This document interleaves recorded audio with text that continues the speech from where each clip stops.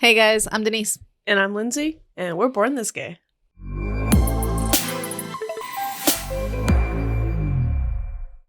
Guys, welcome to Born This Gay podcast, the channel where me and Lindsay like to talk about LGBT content. Yep, a little bit of this, a little bit of that, and a little bit of everything in between. Yeah, that's right. And today, in celebration of Black History Month, we are going to bring to you a couple of pioneers of the LGBT community. That we definitely feel like you guys need to add to your history knowledge. They are a big reason of where we are today, just with progression and everything. Hell yeah. No, it's, again, as being as privileged as we are, it's important to kind of take a look at history and see all the people who kind of, tapped on the glass ceiling for us to break it, right? So, there you go. Yeah. There you go. Yeah, for sure. So we'll go ahead and dive right into our history lesson today, guys. Y'all stick around and we might just teach you something new. Hell yeah. So we're going to start off with a really, really awesome lady named Gladys Bentley. Now, Miss Gladys, her name Gladys Alberta Bentley, born in August of 1907 and died in 1960. She was an American, and just to clarify, most of this is from Wikipedia, but I'll throw my resources down in the description. Yeah, we did a book report on this guy, so of course sources are cited down below. My teacher would be so proud. You have no idea. We learned something. We did. But yeah, okay. So from Wikipedia, Miss Gladys Alberta Bentley was an American blues singer, pianist, and entertainer during the Harlem Renaissance. Now, I'm going to throw a picture. I'm sorry for you listeners at home. Maybe we can get a picture of the different people we're about to do on Instagram. Yeah. But yeah, I'm going to throw a picture up here for you people who are seeing this, and that suit, rocking it. Oh man, the top hat. Yes, I can't even pull off the top hat, bro. I would have loved to have been in the era when the top hat was cool.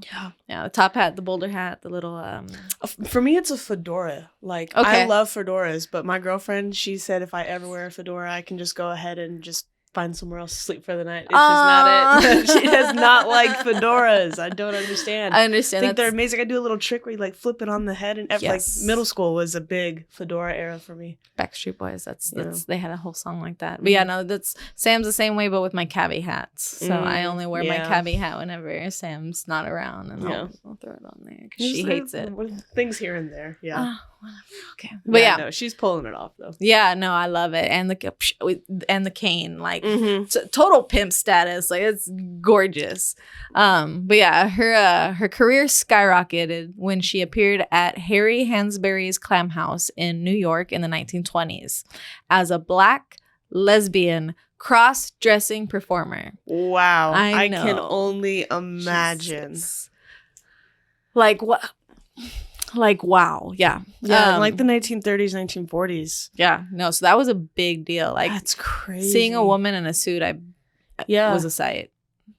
Crazy. Yeah, so she headlined, which is also crazy, in the early 1930s at Harlem's Ubangi Club, where she was backed up by a chorus line of drag queens. I love it. A chorus line of drag queens. You just have your Cher and your Britney and your Madonna out in the back, and then you just the big hair and the makeup, and that's good. I would pay big money to pay one of those shows. Oh, that's great. Okay. So she dressed in men's clothes, as you can see, including a signature tailcoat and top hat. Tailcoat. Yep. Oh yeah, like the Mickey Mouse. Era. Okay. Yeah, so she played piano and sang her own raunchy lyrics to popular tunes of the day in a deep, growling voice while flirting with women in the audience. She had fun during her performances, it sounds like. So she's amazing. Like the original drag king, basically. Like, that's kind of where we're at here. Interesting. That's kind of the same. So yeah, on the decline of the Harlem speakeasies with the repeal of prohibition, she relocated to Southern California, where she was billed as America's greatest sepia piano player and the brown bomber of sophisticated songs. She was frequently harassed for wearing men's clothing, of course, and she tried to continue her musical career but did not achieve as much success as she had in the past. Bentley was openly lesbian early in her career, but during the McCarthy era, she started wearing dresses and married, claiming to have been cured by taking female hormones. Yeah. That's a sad ending to just a beautiful, like... I mean, yeah, you get so excited. Yeah. You're like, this, oh, she looks amazing. I would have loved to wear those clothes, had the cane. I mean, she hit on women. So just classic tale of them being cured. Yep, just pump her full of hormones and that'll fix her. I'm curious though. Yeah. If only we had TikTok nowadays. Like yeah. There's some feelings. Some feelings. But you rock that top hat. I'm just gonna I love it. Out there. I love it. Yes. So yeah, Miss Gladys Bentley. All right, next person we're going to go over today. I'm sure a lot of y'all out there have heard of her. If not, we're just going to do a brief summary. But Marsha P. Johnson. Y'all, she's one of the first gay rights activists that I've ever known of. Not even gay rights activists, trans activists that I've ever heard of. Just being really heavy influence on our community, especially during the Stonewall era. Hell yeah. But I'll go ahead and jump into some of the facts that I found on the internet before I get too involved with my opinions. Marsha P. Johnson lived from 1945 to 1992. She commonly told people that the P stood for pay it no mind. Hey, love it. Like pay my gender no mind? Like pay it no mind? Pay it no mind. Hey, okay, fuck it. All right. She was an outspoken transgender rights activist and is reported to be one of the central figures of the historic Stonewall Uprising of 1969. Johnson also helped form Street Transgender Action Revolutionaries, or STAR, with fellow trans activist Sylvia Rivera, which we are not going to go over her today, but definitely do some research on her, guys. She's a wonderful woman as well. Oh, yeah. I mean, talk about dynamic duo. Yeah. Like, we talk about, like, those epic, like, Batman and Robin and all that. I mean, as far as the gay community, Marsha P. and Sylvia Rivera are our Batman and Robin. For sure. Yeah. For sure. For those of y'all who don't know, STAR is a radical political organization that provided housing and other forms of support to homeless queer youth and sex workers in Manhattan. She also performed with the drag performance troupe Hot Peaches from 1972 through the 90s and was on the AIDS activists with AIDS Coalition to Unleash Power, or ACT UP.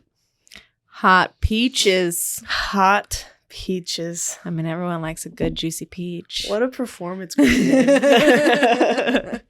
Oh, man. Hot Peaches. That's a good one. Yeah. But that was just a quick summary of Marsha P. Johnson, guys. But yeah, definitely go and do a little bit more research on her. Yeah, if you're in school and you're doing you're in like an LGBT studies class or whatever, like this is... First off, if you have one of those, that's amazing. Please comment down below where you go to, and I'm going to move my family there when I have kids. Yes. It is not taught everywhere. But yeah, she's great. Do your book report on her. Like she's a great deep dive. I have yet to find anything bad about Marsha P. Right. Yeah. In DFW in Dallas, where we call home, we actually have a big old mural in our gay neighborhood. We sure do. It is beautiful. It is absolutely beautiful. All right, guys. So my next one, I'm gonna talk about Miss Lucy Hicks Anderson. Oh. Yes. Now I was really excited to learn about this woman.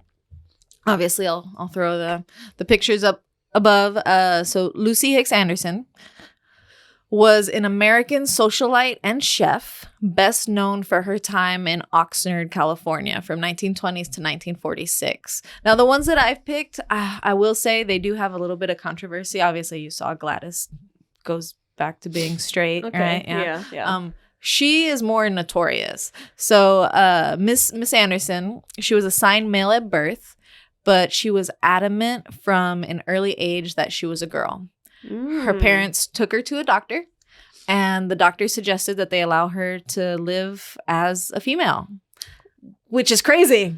Okay. All right. Which is crazy. Right. That's like unheard of. So by 15, she changed her name to Lucy and left home. In 1944, she married. She married a man named Reuben Anderson, which was her second husband.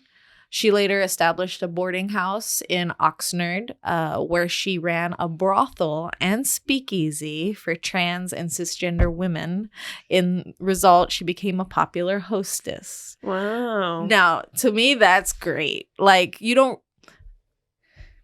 I understand brothels, obviously, but to me, we're very sex work positive in this podcast, right? Yes.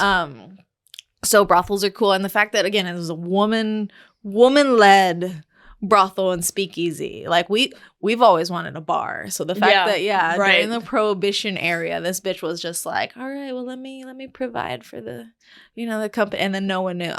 Great.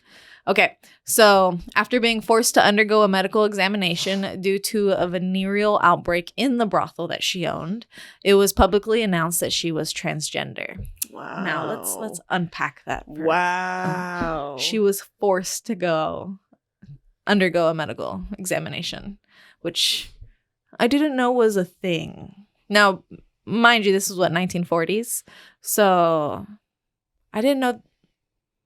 Like, how? Like, why? Why would you need to see? Yeah, I need a little bit more backstory on that one, because I'm not sure. Like, I'm sure there was like some type of rumors, right? Like, maybe there had to have been, like, someone said something. Exactly. But yeah, that's still messed up though. Like, why does it matter? Yeah, I can't even imagine. And I can't even imagine the anxiety you would feel knowing that you're about to be outed. Like, 'cause that's a big deal, being trans in the 1940s. Yeah, I can't imagine how scared she was, like, knowing that was coming up. But she had to have trusted some people, because obviously she married. Right. So there were people who knew. Yeah. Just That's interesting. crazy. So yeah. But yeah, a venereal disease outbreak. So it was publicly announced that she was transgender. And in 1945, which was a year after she married her husband, she was arrested, tried, and convicted of perjury, as the government said she had lied about her sex on her marriage license.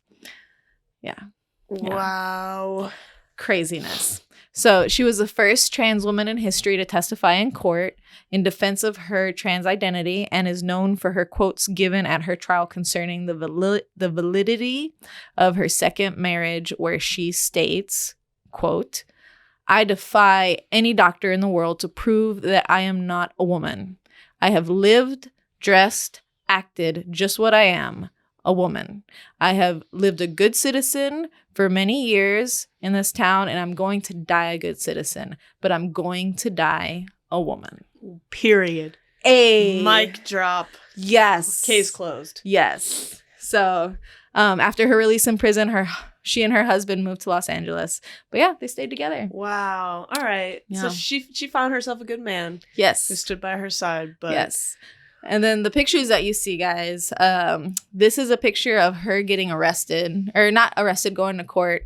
And they said that she wasn't allowed to, she wasn't allowed to wear women's clothing. So she had to dress in men's clothing, like when she got out of, Lucy Hicks Anderson has been released from county jail, but has to wear men's clothing to stay out. So yeah, that was like the condition. Wow. And I gotta say, I mean, she still rocks the suit, but honey, she does not look like a man. Not at all. No, not at all. Like, she's wearing, it looks like a skirt with pantyhose. Yes. So yeah. Yeah, bitches tried. You missed the mark on that one. Sorry, y'all. She was defiant. Good for her. Yes. Good for her. Don't let anybody tell you who you are. Yeah. Yeah. So that was mine. My Miss Lucy Hicks Anderson. That's a good one. I like that. Yeah. All right. My next one is Phil Wilson, and he is actually still currently alive. So it's, kind of a little bit of history, a little bit of current. He was born in 1956, and he's a prominent African-American HIV/AIDS activist. Founded the Black AIDS Institution in 1999, and in part inspired by the death of his partner from an HIV-related illness and his own HIV diagnosis. Oh. Yeah, so sometimes really awful things have to happen, but such good things come from it, because then he went on to just do so much and continues to do so much today. In 2012, Wilson was appointed to President Obama's Advisory Council on HIV and AIDS. He also served as a World AIDS Summit delegate and advocate and advocated for the Center of Disease Control and Prevention to provide additional funding to Black groups so they would have the resources to educate and mobilize their community around HIV and AIDS issues. Hey, wow. Yeah, he gets busy. He's doing a lot out there. His work resulted in the Acts Against AIDS campaign, now known as the Let's Stop HIV Together campaign, which promotes HIV testing, prevention, and treatment. And I love the picture, like of him shaking Obama's hand. Right up there. Yes. Yeah, that is awesome. Yeah, no, that's badass. Like you are doing the work. Yeah, the groundwork right? for sure. Oh man. All right, Mr. Wilson. That's yeah. Good job, guys. I'm assuming he has some type of social media, so go follow. Yeah, for sure. Keep a check on what he's doing because it's nothing but great things from what I've seen so far. Hell yeah. All right, guys. And then to wrap it all up, we decided to give you some facts about one of our favorite trans women out there, activist, pioneer. Oh, yes. We love her. You guys probably know her. You saw her recently on the Grammys. Fuck yeah. Laverne Cox. Hell yes. Yes. Absolutely love Miss Cox. So I guess we'll go, fact by fact. So Laverne Cox was born May 29th, 1972, which now that I think about it, makes her a Gemini. Yeah, all right. Which the fact that you know that is very lesbian. I'm aware. I mean, I don't even know that. Oh, so good. Yeah. That's amazing. I know when Gemini season starts, though, because that's when everybody's birthdays are. So I know that season really well. Fair enough. But I think it's actually pretty hilarious because Geminis are the twins. So they, you get two different personalities, right? So the fact that, she became an actress and then, and also trans. I mean, that's okay. Yeah, you're going over my head with all of this. Okay. But yep. Apologies. I'm sure some other people out there are with you on this one. Okay. So Miss Laverne Cox, born in 1972, is an American actress and LGBT advocate. She rose to prominence with her role as Sophia Bursette on the Netflix series Orange is the New Black. Yes, that's where I first was introduced to her. Have you finished that series? No, I fell off whenever sorry, spoilers, guys, but well, you haven't seen it probably, but the prison break stuff when they're like locking down the prison. I don't know. It kind of got repetitive after that, so I didn't technically finish it. Okay, but I heavily watched season 3. Of course you did. Of course she did. 3 was my favorite. I like season 3. Before this year, I hadn't seen past season 3. I think I got to Ruby Rose is air, like when they introduced her character. Yeah. And that's where it stopped for me. Like I never even finished season 3. I didn't go past maybe episode 3 or something like that. Yeah, I was really heartbroken when I found out that she was just a 1-season character. Yeah. It crushed me. I was ready to be committed to this show for the next however long that this show is out. I was gonna watch it. I mean, Stella was hot. Stella was pretty fucking hot. But but Bursette's story gets crazy. So you left off. Again, very much spoiler alert. You left off when the character Bursette, it went to Max for her protection. Yeah, and then I left when they split up after they locked down the prison and everything. They split up Piper and then what's her girlfriend's name? Voss. Alex Voss. Yeah. When they split them up and then they met each other in the same prison, they're using a cockroach to send messages back and forth. Yes. That's the last thing I remember. Wow. Yeah.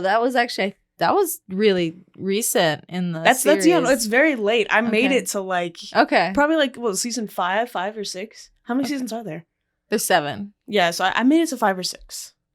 Interesting. Yeah, so I'm on season 6, so I'm almost done. So I'm really actually pretty happy that we're doing this series. I'm trying to watch more queer content for you guys, so I've been filling my Netflix. This is a super side tangent, but Netflix also Wentworth. It's an Australian women's prison show.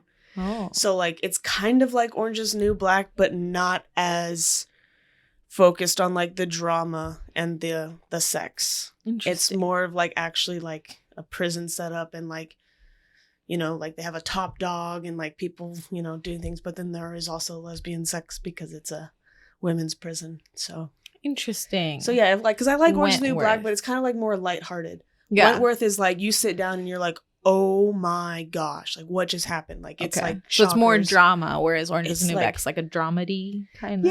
Yeah, kind of like that. Yeah, it's very serious. Like I can only watch like an episode or two before I'm like, ooh, that's a lot. Oh. Yeah, it's like Wentworth. A lot. Yeah. Okay. On Netflix? Yeah. And they all have Australian accents. Oh. And the toilet flushes the opposite way. Shut the fuck up. Please tell me you knew that fact beforehand. I think that watching that proved that I had heard that, and I was like, that can't be right. So then I watched the show, and I was like, wait, this show like is filmed in Australia. So yeah, we're gonna take Lindsay to Australia, and she's gonna first thing just flush the toilet. Flush the toilet so many times. It's ridiculous. But yeah, her character. So back to Miss Laverne Cox. Back to history.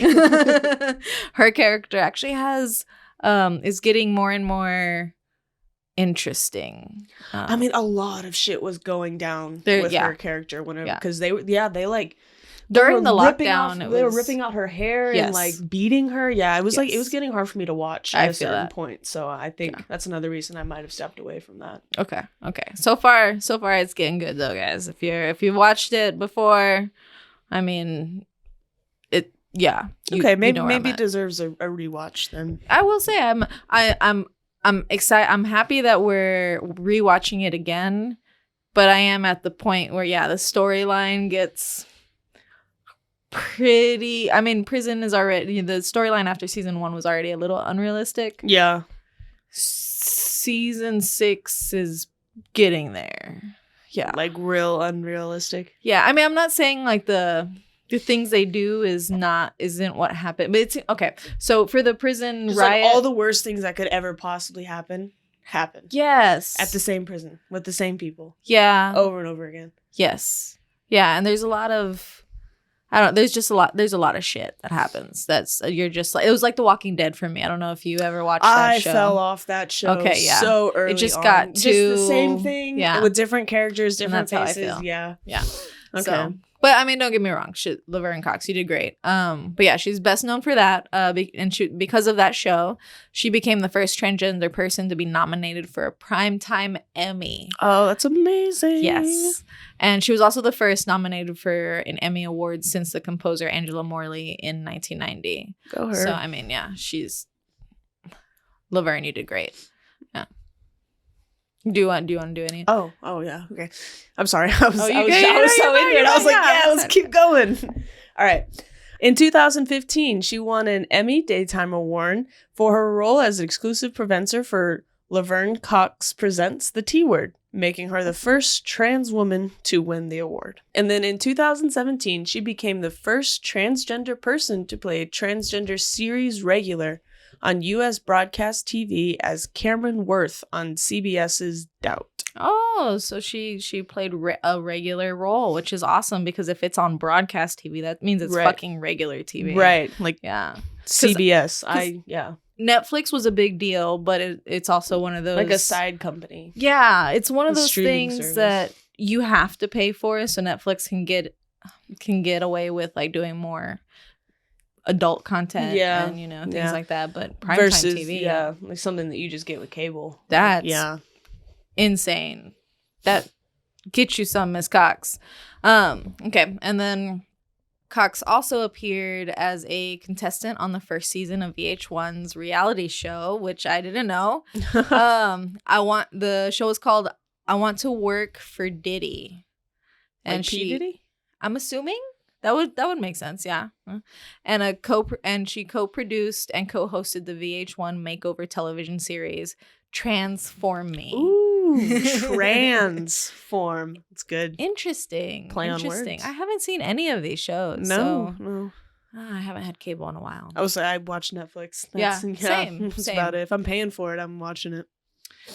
So in April 2014, Cox was honored by GLAAD with its Stephen F. Kolzak Award for her work as an advocate for the transgender community. I feel bad that I don't know what half of these awards are, but she sure has won a lot of them. So I know. I mean, she just seems like a great person. Yeah. Anytime I've seen her. I mean, obviously, I don't know Miss Cox, but not personally, unfortunately. But I mean, she always seems very warm. She always seems, and then the fact that since Orange is the New Black came out, she just like hit the ground running. I mean, just took off, honestly. Obviously a hard worker, so that's awesome. All right, and then in June of 2014, Cox became the first transgender person to appear on the cover of Time magazine. I remember that. Oh, that was good. I remember that. Cox is the first transgender person to appear on the cover of Cosmopolitan magazine. Cosmopolitan. Words are hard today. Cox is the first transgender person to appear on the cover of Cosmopolitan magazine with her February 2018 cover in the South African edition. I remember that too. Wow. Yeah, we'll throw the Time up here first, and I just gotta say, I mean, that blue dress, it's looks like form-fitting and it fits her perfectly. Wow. Yes. Yeah. Girl, your curves. Okay. And then we'll throw in the Cosmopolitan as well. And I wish I could pull something off like that. I would look so awkward in a little outfit like that, but I'm gonna have to get that outfit for Sam, because that looks, man, that's like something you would only wear in the bedroom. Like, you don't wear that out. So I'll say if you're performing. Maybe. Okay, you're right. Yeah, if you're doing you're right. I could see Gaga in it. I could see Rihanna in it. I could see Beyonce in it. Yeah. Get you some, Ms. Cox, because that's a sexy ass. And that's confidence to pull off that outfit too. One so piece. Good for her. Hell yeah! Good for her. You women who literally can put on like a tiny little tight thing and look good in it. I commend you, because that is not me. Not me. No way in hell. I'm more of the baggy clothes, sweatpants. Backwards hat. You will never see a shirt cut, V-necks? Smaller. No, I can't do. I can do the V-neck, the short one, the men V-necks. Like, even this goes a little bit further down that I'm comfortable with. We're gonna put a little Puritan hat on Lindsay's head. No, I'm picky. Picky. No, she doesn't. She's. What would you say earlier? You're like, I wish I could do back in the 1920s. The Roaring 20s. Well, okay, if I could go back to the Roaring 20s, I would put on one of those dresses that with all the little sparkles. Way. Oh, just for shits and giggles. Honestly. Yes. Yeah, I would. Woo! You for heard it here a whole first. night out on the town. Yeah. Oh, this is great. I would. Okay. I don't know about the heels though. We'd have to throw some Vans in there. I can't walk in heels. I just can't imagine you in a sequin dress with the little shimmies. But but it has to be gold though, and I need the little hat to match with the feather. Oh, the feather hat. I thought I was picturing the top hat. The little hat with the little shingles. You know what I'm talking about? Yeah. Yeah. No, but I can't hide this beauty from the world. And then the long cigarette. Yeah, with the extended at the end of it, and then you light it with a match. I'll have someone else light it for me. Accurate. Because yes, I'm obviously too fancy to light my own cigarette. Accurate. Glove, one glove on. One glove. So so my hand doesn't smell like the cigarette. Oh, that's great. If someone out there can Photoshop a picture of Lindsay in a sequence in this dress, but like the long sequences, like the ones that go woo, I need you to send that to me immediately. All right.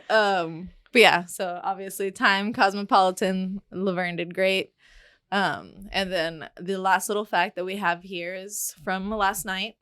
Well, when this was recorded last night. At the 65th Annual Grammy Awards on Sunday night, Laverne Cox set a new gold standard for hosting a red carpet awards show. She was walking the line between fangirling over the biggest stars in music while also having thoughtful conversations with everyone from Anita to Machine Gun Kelly. That's amazing. Yes. Wow. Beyond her stunning look, which, Jesus, I love that black and gold dress. That's great. I mean, the necklace is what's catching my attention. I'm getting Wakanda vibes from this. Like, it looks awesome. But yeah, beyond her stunning look, which she described as Cleopatra meets Goldfinger. Okay, I got you. It's good. Cox had a warm, if relatably nervous, red carpet hosting style. She may have flirted with the rapper Jack Harlow. Mm-hmm. She was gleeful about Viola Davis's EGOT win. And she gave LL Cool J the introduction of the century, among too many other moments to count. It kind of makes me wish I watched the Grammys. I am upset that I missed it this year. You've watched it before? I don't think I've ever watched really? an award show. Did you ever? You didn't do like no award show, like Grammys, Emmys, Oscars? No. What's the other Tonys? I've never seen the Tonys. No. Okay. No, I'm not big for celebrities. They're like, just okay. Yeah. I feel that. Well, I did kind when of like I was an eat the rich kind of person, but I was big into movies when I was a young girl, like huge. Yeah, but I never took girl. the time to learn the actor's name, so I just always knew them as the character that they played. I could see that, yeah. So I would never find them anywhere else because I only knew them as like The Rock, you know.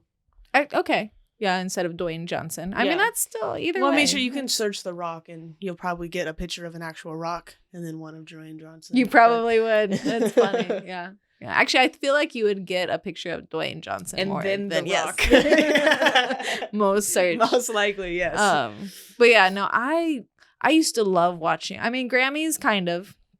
When I was a kid, I used to watch the Nickelodeon Kids' Choice Awards. Okay, that's the one I did watch. Okay. Yes, well, I didn't think we were going to throw our childhood out like that, but yes. That's where it started. So I wanted to go so bad. Me too. I wanted to get slimed. Me too. Oh, man. I wanted to go so bad that my parents bought me a little container of Nickelodeon slime. Oh. Because I wanted to go so bad and get some of the slime, so they got me some. And that's so funny. As a kid, you want to get slimed. And now, as an adult, like, that's so inconvenient. No, I would be so upset if somebody slimed me.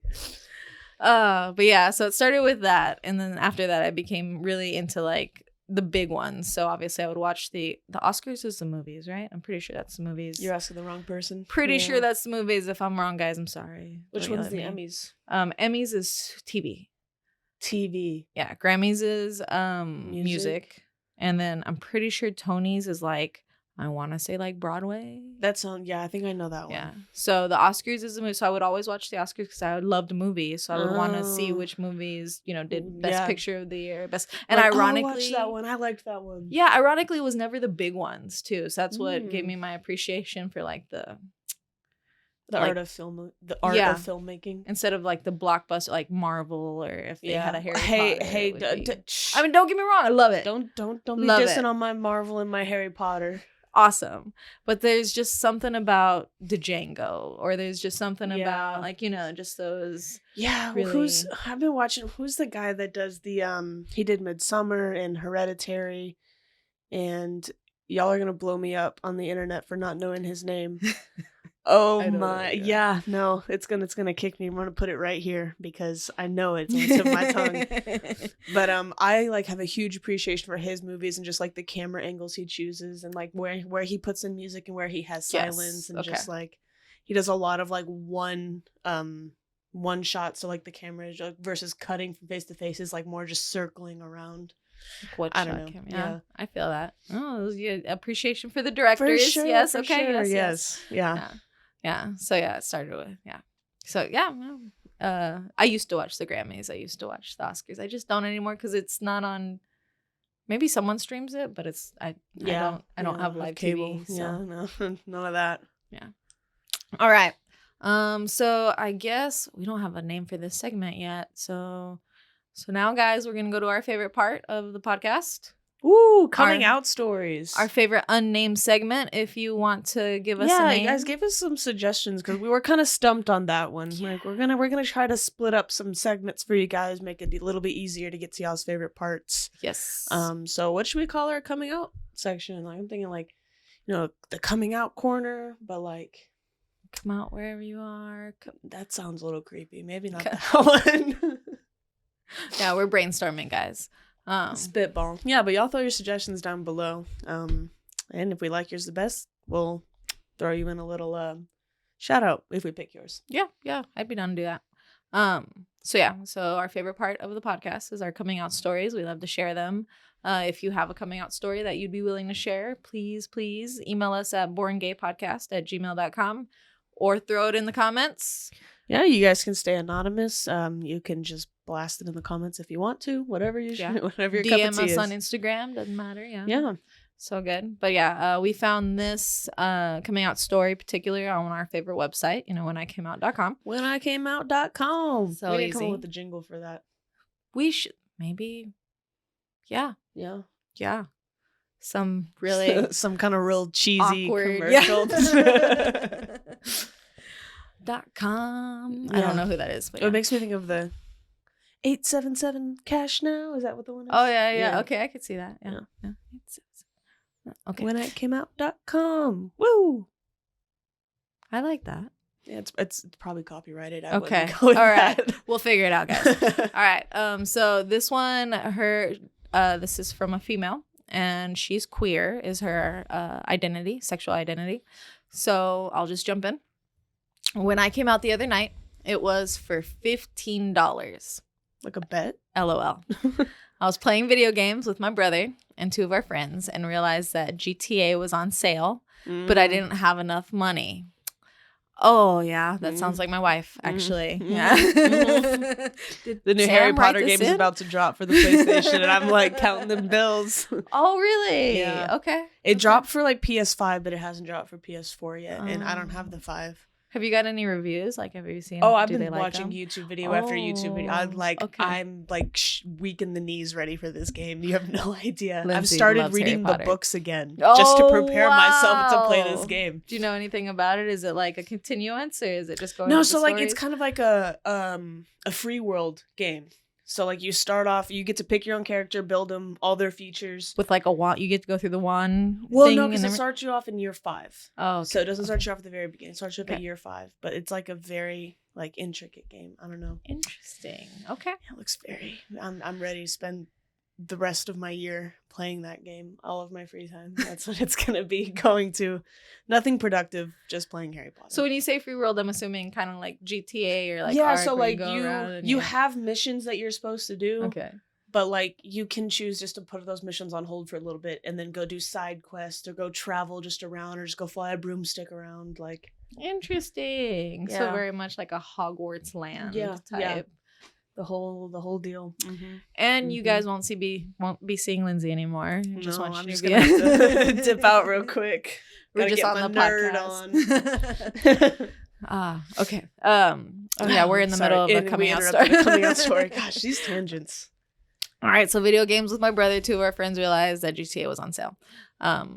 So I had mentioned a big secret a week ago, and one of my friends really wanted to know and offered me $15 if I told them. So I did. Was definitely worth it.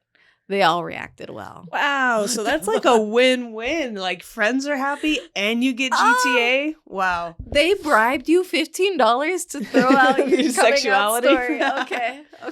Well, I'm glad they took it well then. I mean, win-win for you. You were accepted well. You got to play GTA. It got bought for you. It's a free game. Yep. I mean, that's... Sam, did you write this? She's just behind her. Okay. All right. So my coming out story goes as... another reason we like the site, guys, is because they're all anonymous. They really give us like very little information. So we just, again, another reminder, you guys can stay anonymous as well. When I came out, I was terribly worried. It was winter and I caught my mom having a break for a cigarette outside. I told her that I was gay, lesbian, I suppose. And she told me lovingly that she understood. She was bisexual after all. I felt seen. I felt loved. Most of my life, the focus has been on other people. So when I have time to look into myself, I saw while I had a strong preference for women, I would love whoever I felt comfortable with. And in turn, I started changing the way I saw myself. Maybe woman wasn't such a good fit.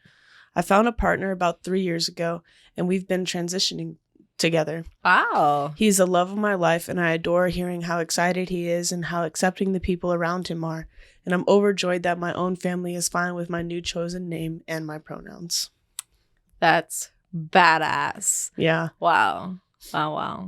I mean, it sounds like you guys have a very supportive family. I mean, the fact that your mother was bisexual, you came out to her, it was no big deal. Yeah, but even though she knew her mother was bisexual herself, she still was worried to come out. I mean, obviously. So yeah, it's like it's not easy for anybody, guys. Even if you have the most accepting community around you, it still can be a really stressful thing to come out. Oh yeah, the anxiety just coming out. And again, I feel like the biggest part of coming out that's the most rewarding is you being able to be completely honest with yourself. And I feel like that's the hardest part. Yeah, for sure. Yeah. I mean, obviously it's a relief when your loved ones are accepting, but yeah, it's when you're just able to look at someone and say, yeah, no, I'm gay, and be fine with that. It's, again, level up. It's a good feeling. For sure. All right. So I think it's time for us to sit straight and talk gay. Sit straight and talk gay. Hey, we did it. Yeah, that is going to be the new name for this segment, where we are going to fill you guys with our update. Just about, that's where all the little bit of this and a little bit of that and everything in between comes in. Yep. We're going to go over some stuff that's in our lives, some stuff that's happening around in our community, and then quite a few things that are heavily related around to the Dallas-Fort Worth area. So if you guys are locals here, I highly recommend you sticking around. Hell yeah. So the thing that I really want to talk about this for the end of our podcast is definitely the Grammys yesterday. On top of Laverne Cox being the red carpet host, I guess, was her title. There was some big queer moments in the like, to me, the Grammys was the most queer it has ever been. So I'm a little regretful that I didn't see the Grammys. But you're seeing all the highlights now. That's the best part about the internet, I'd say. It's just the whole life has a rewind button. You can just go back and rewatch whatever just happened. True. I wish one major like subscription service would pick up like just those. I'm trying to think who it would be though, because they'd have to have a live streaming service. I'm assuming it would be Hulu, if anybody, because they're the closest to live TV. Well, they do have Hulu live TV. It's just like $50 a month. Oh yeah, I mean YouTube as well. Yeah, so I'm like they probably would. They probably do it. I wasn't curious. Yeah, but yeah, the Grammys were amazing. So we'll throw up a couple facts. First, I mean, I showed Lindsay this right before this podcast, but Sam Smith and Petra's performance. Oh man, talk about shaking some tables. Yeah. Yeah, we saw some of the comments that some people made about it too, and it's just, I mean, like, I see where the controversy comes from, but at the same time, like, it's art. Yep. They're expressing themselves. Exactly. Yeah, I agree with that. Art is very much so like comedy. It's very selective.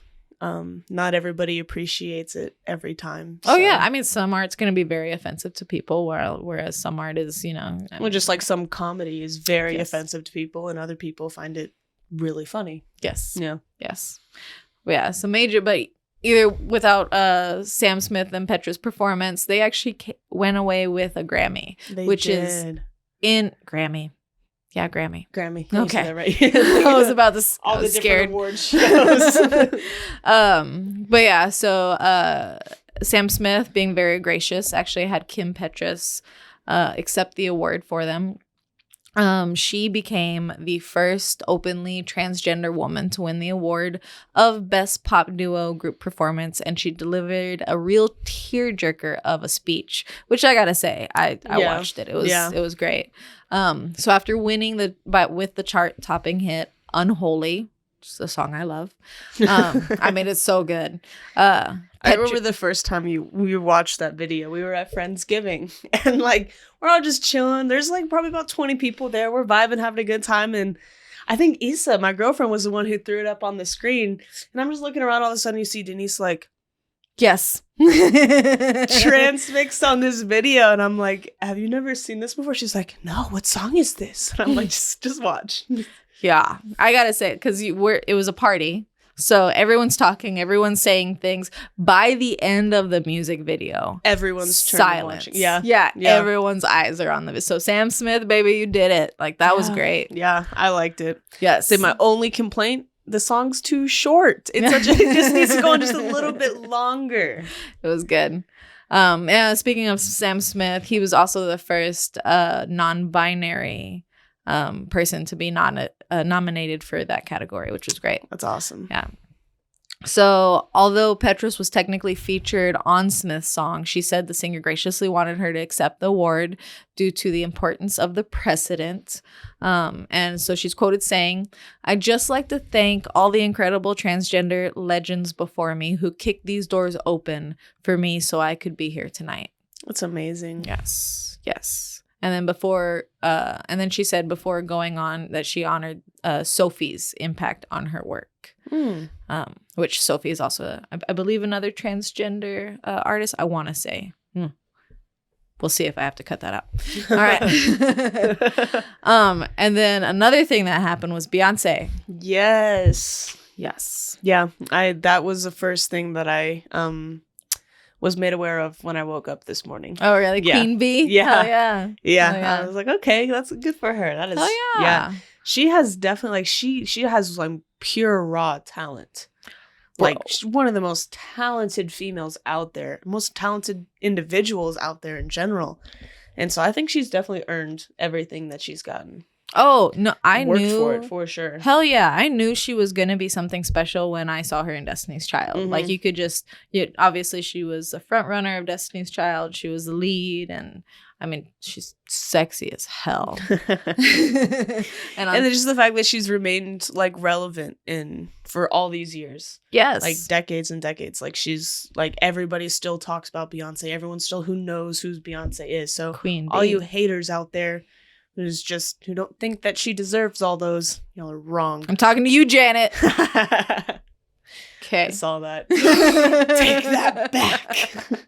Beyonce is the reason that I knew I was gay. So I have a very close, Queen Bee. You might be. And the fact that, again, she's very much in that Sandra Bullock, Jennifer Aniston. Fuck, I can't speak today. Yeah, it's rough. It is. Yeah, Jennifer Aniston realm of, they're just, everyone says they're also really good people. So. Yeah, to be famous and then also be a good person.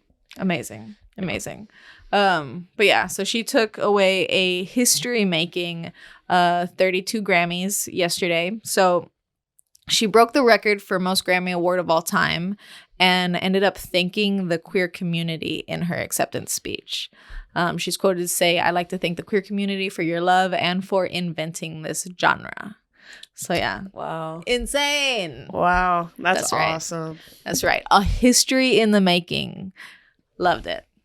And then I think the person who introduced her was late night talk show host James Gordon. Karaoke car, right? That's James Gordon. You never watched Karaoke in the car? No. What? No, I never heard of that. No. That's such a good little YouTube I think it was YouTube series. But yeah, he would pick up celebrities, especially musicians and artists and such, and then he would take them, like he would put on their songs and then he would sing with them to their own songs or to other people. They would also, cover other people's songs too. So it was really cool to see other artists and what they were into and who they would sing, who their favorite songs were. It was great. Interesting. It was a good series, and now he's basically the newest Jimmy Fallon. Like, he has a late night talk show and stuff. And if you saw him, you would know who he was. Probably. Yeah. Names aren't there, but faces, I got them. Yeah. But yeah, more. So yeah, going back to Sam Smith and Kim Petras' performance at the Grammys. Obviously the comments and the responses were very mixed. Obviously, some people praised them. Some people were really happy. Other people, like our senator of this great state of ours, wow, were very unhappy. Yes. And we're not afraid to express how they felt at all. Yeah, so Ted Cruz went onto Twitter and literally just, I think, clipped their show.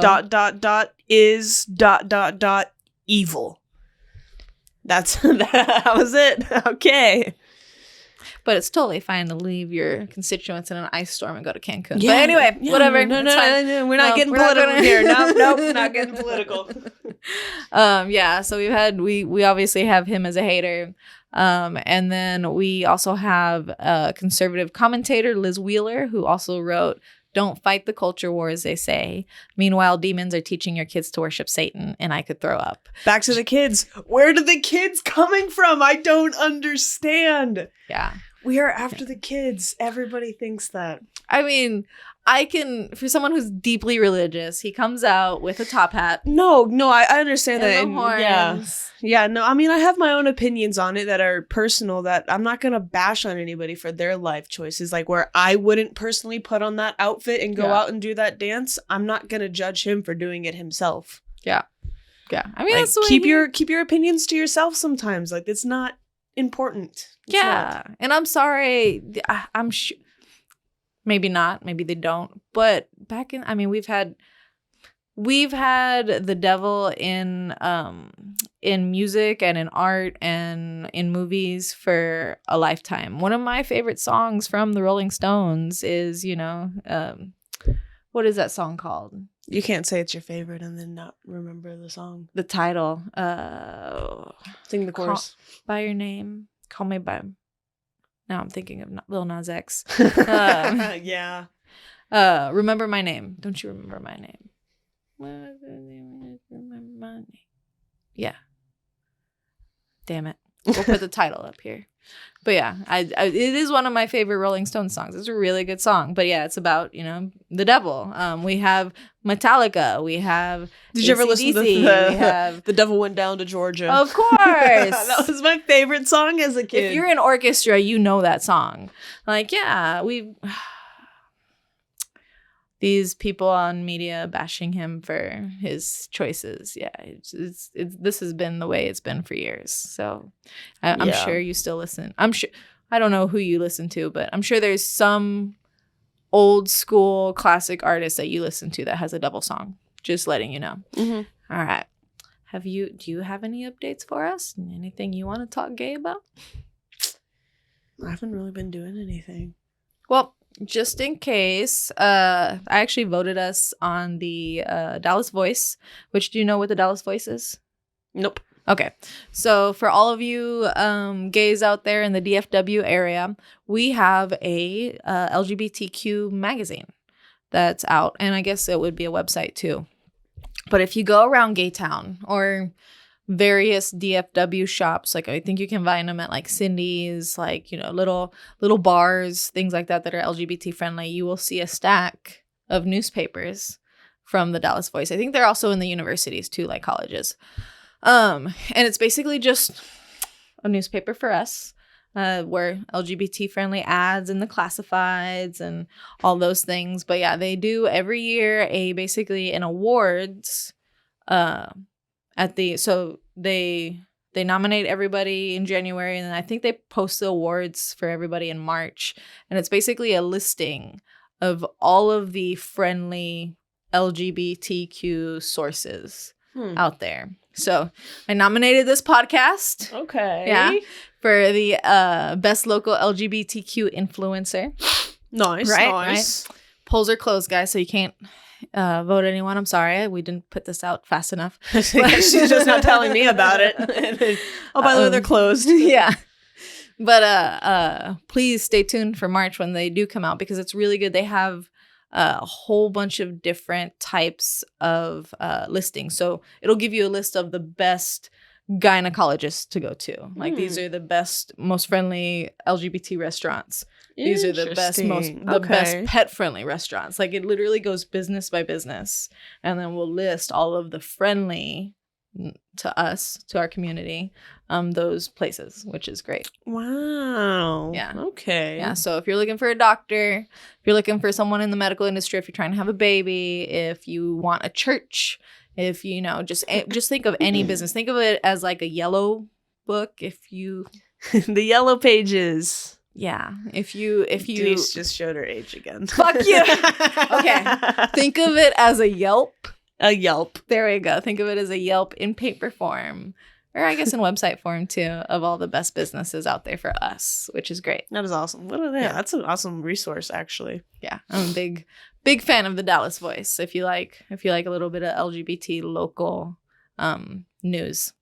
Oh, and then I wanted to let you know that I watched The Happiest Season. Do you know what The Happiest Season is? We brought it up on our Christmas. No, it was on our movies to watch episode, right? Did we say movies to watch? Did we have an episode for movies? It was like when the weather started getting cold. It was either movies to watch or the Christmas episode where we were talking about Christmas movies that were like LGBT Christmas movies, and there weren't many out there. I swear I watched this podcast. I don't know. LGBT might have been me in a different universe then, because... What movies other than The Happiest Season? Christmas was? Because I remember us talking about it, so I want to say you're right. I just know we talked about it. I couldn't pinpoint what episode it was. I was really confident going in there, but I know we talked about it. Okay, so. okay. It's the one with Kristen Stewart? Yes. Kristen Stewart, she stars in it as basically a lesbian. Do you know anything about the movie? She brings her girlfriend home for the holidays? Kind of, yeah. But they're not out. Have you seen it? A and B. Do you mind a spoiler? Do you want me to just go? Well, I wouldn't watch it again until next Christmas. Okay. So no, I haven't seen it. And two, I guess you can spoil something because I'll probably forget by the time next Christmas comes around. I'll just give the synopsis a little bit. So all right, so it's a movie where Kristen Stewart is with this really cute. I wish I knew her name. I'll throw her name up here. But yeah, she's with this girl. They're in the first credits, the beginning credits. It basically goes through their cute, kind of like a montage of their beginning relationship and how it was really cute and everything. And the story is actually set where her girlfriend, Kristen's girlfriend, is just like, hey, I want you to meet my family for the holidays and everything. Or she just has to come for the holidays. But she's telling her, she really wants her to. Kristen doesn't want to. Because I guess Christmas was always a bad time for her. I think she didn't have a family. She lost her family on Christmas, right? So there's trauma on it. So she really doesn't want to go home with her, but then she decides, she bucks up and she's like, this is something my partner really wants, and I really want to propose to my partner. So she goes with. She's like, babe, okay, I'll go with you. And they hit out, and as they're on the road, her girlfriend's like, just so you know, I've never told my parents I'm gay. Yes, of course. That sounds like a nightmare. The classic coming out story as a LGBT rom-com. That's usually what we get. Yep, coming out around the holidays. With no heads up, you're just bringing your long-term significant other over. And apparently, she tells her parents, she's like, she doesn't have anyone to celebrate with, so she's bringing her along. And this girl's they're supposed to act straight. Right, as straight friends, and then an ex gets brought into the picture because of course the mother wants to hook her up with her old ex from high school who happens to be a man, and there's just so much drama, but it was really good. I was very impressed. Okay. So next holiday season, I'll have to give that one a watch. Yes, I give it at least 4 out of 5 stars. It wasn't bad. It's interesting that your star ratio goes to 5, and usually movies are 9 out of 10. I mean, if we did the 10 scale, I would give it a 7. Okay. Yeah, we're there. I get your passing grade. Passing grade. Yeah. See, that's what the 4 out of 5 is kind of well, that's good, but it could also be Oh, it could. I mean, it's just that's the story we always get with LGBT culture is that the couple gets together, they're in love, so they go meet the parents bring around the old boyfriend, and then there's yeah. Or we get the other one, which is we see 2 people who maybe one's gay but one's straight, and then they're finding themselves with their partner, right? So those are usually the two that you see that we get. Yeah, gets a little predictable after the second time you've seen a movie. Yeah. But I think that's it. Yeah. All right, guys, we'll go ahead and wrap things up for today. Go. If you guys have any suggestions for us, you guys want to share your coming out stories, y'all go ahead and you can link them down below, or you can send them to our email. They're down there as well. And while you're doing it, go ahead and subscribe to our channel, guys. Just hit that bell, make it ring, and then go ahead and turn on our notifications as well. Excuse me. And go ahead and turn on our notifications as well. That way you guys get an update every time we post a video. Yeah, guys, it really helps our algorithm if you just hit that subscribe button. So just do that a solid. And I'm really glad you're still watching. So yeah. Yeah, you guys stay tuned for next time. Our next video, we're going to include a list of our biggest double standards for what we find attractive and what not. I was told that it's called the female gaze, female vision, something like that. I'm gonna have to ask okay, yeah. I'm gonna have to ask Issa again because I was telling her about this, but she was just like, yeah, there's a name for it. Oh, interesting. Yeah. I'm excited for this episode because I get to see what makes Lindsey horny. So it's yeah, Denise is a little bit more out in the open with that than I am.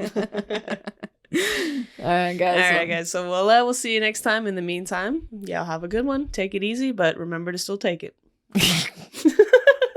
Thanks for watching. I'm Denise. And I'm Lindsey, and we're Born This Gay. See you guys next time.